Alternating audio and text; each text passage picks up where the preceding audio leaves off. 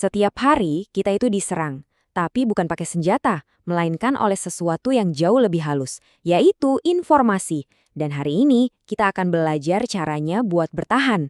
Coba deh jujur, pernah nggak sih kamu lagi buka media sosial, baru beberapa detik rasanya udah kayak dihantam tsunami informasi? Scroll dikit, muncul berita politik yang bikin kepala panas. Scroll lagi, ada gosip artis yang sebenarnya nggak penting tapi kok ya bikin penasaran.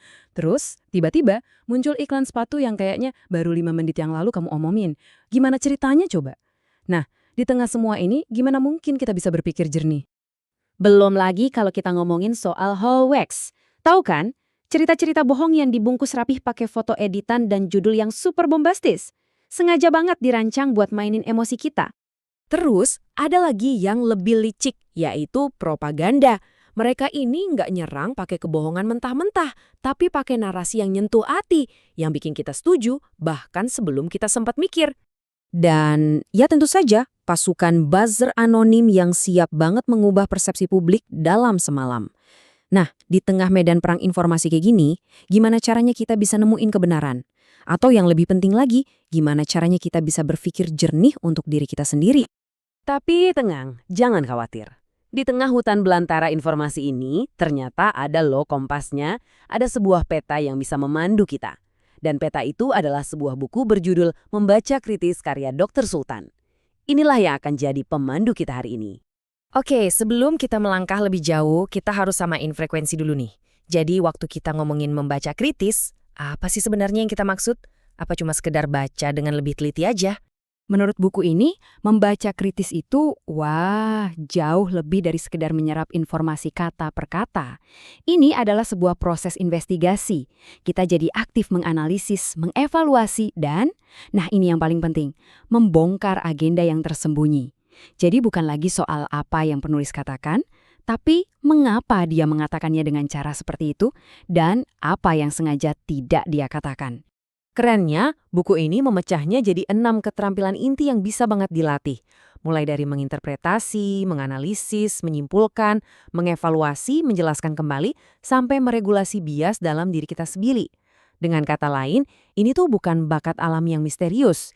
Ini adalah sebuah metode, sebuah sistem yang bisa dipelajari oleh siapapun. Nah, kalau tadi kita udah bahas apanya membaca kritis, sekarang kita akan menyelam lebih dalam ke mengapanya. Mengapa keterampilan ini bukan sekedar alat akademis, tapi sebuah fondasi buat cara kita memandang dunia? Dan ini dia ide besarnya. Inilah jantung dari pendekatan literasi kritis yang jadi fondasi buku ini. Setiap teks yang pernah kamu baca itu tidak pernah netral. Setiap artikel berita, setiap utas di media sosial, bahkan buku pelajaran sekalipun, itu semua selalu membawa sudut pandang dan kepentingan tertentu. Di dunia teks, netralitas itu cuma ilusi yang indah. Perbedaannya tuh kelihatan jelas banget. Di sebelah kiri kita punya membaca permukaan. Ini mode autopilot. Kita cuma terima aja apa yang tertulis dan kita anggap itu objektif. Nah, di sebelah kanan ada membaca kritis. Ini mode detektif. Kita jadi aktif bertanya, mencari apa yang sengaja disembunyikan, dan membongkar bias, asumsi, serta permainan kekuasaan di balik setiap kalimat. Oke. Mungkin semua ini kedengarannya masih teoretis ya. Tapi sekarang, ayo kita tarik konsep ini dari menara gading akademis dan kita lempar ke arena pertarungan yang sesungguhnya, dunia digital kita sehari-hari. Coba deh pikirin sebentar, berita online yang kita baca pas sarapan, feed media sosial yang kita scroll tanpa henti, iklan yang seolah bisa baca pikiran kita, bahkan pesan di grup WhatsApp keluarga yang tiba-tiba bisa jadi medan perdebatan sengit, semua itu adalah teks. Dan semua itu membawa agenda. Nah, jadi disinilah poin krusialnya. Tanpa membaca kritis, kita ini cuma target pasif dari semua pesan itu. Gampang banget dipengaruhi, digiring, dan dimanipulasi. Tapi, dengan membaca kritis, peran kita jadi berbalik.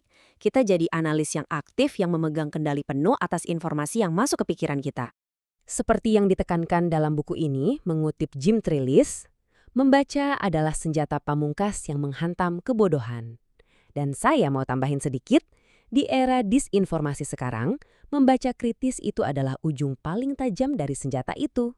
Oke, kita udah tahu apa itu membaca kritis, kenapa itu penting, dan di mana kita bisa menggunakannya.